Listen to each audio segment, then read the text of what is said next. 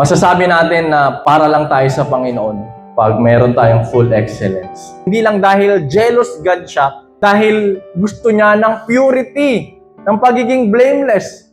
Masasabi natin na tayo exclusively His pag tila ayaw na natin ng kasalanan, ayaw na natin ng onting bahid kahit sobrang liit na kadumihan sa ating buhay, ayaw na natin yun dahil gusto natin maging blameless. Yun yung full excellence. Halos malapit na sa perfection. O kung kaya lang talaga natin, maging perfect tayo sa harapan ng Panginoon. Sikapin natin na maging pure, maging blameless sa harapan ng Panginoon. Pag lumalalim yung relasyon natin at naiintindihan natin na ang buhay natin ay para sa Panginoon lamang, nagiging hate na natin yung sin. Ayaw na natin ng karumihan sa buhay natin.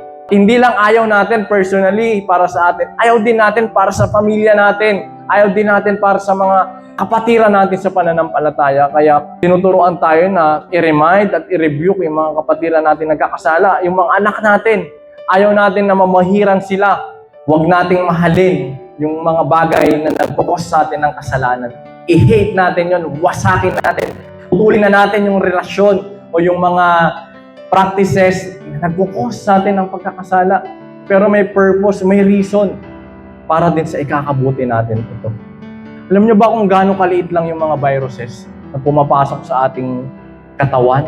Hindi nga kita ng mata eh. Kailangan pa ng device, ng microscope para makita. Sobrang liit lang ng mga viruses na yun. Pero pag pumasok sa katawan mo, malaki ang epekto. Depende kung ano yung virus na yun at depende kung paano mag-react ang katawan mo. Pero the point is, maliit lang yun kumpara sa ating katawan. Pero malaki ang nagiging epekto. Kaya ganun din yung kasalanan at yung impluwensya ng hindi galing sa Panginoon. Huwag nating mamaliitin. Kasi akala mo maliit lang yan, okay lang yan, kaya kong labasan yan, kaya kong gawa ng paraan. Pero hindi mo alam baka sobrang laki na ng kasiraan sa iyong buhay. Ang ating worship, ang ating papuri, ang ating buhay ay para sa Panginoon lamang. Check natin yung life natin ngayon. Mag-reflect tayo. Talaga bang masasabi ko na ang buhay ko, ang buhay mo ay exclusively for God lamang?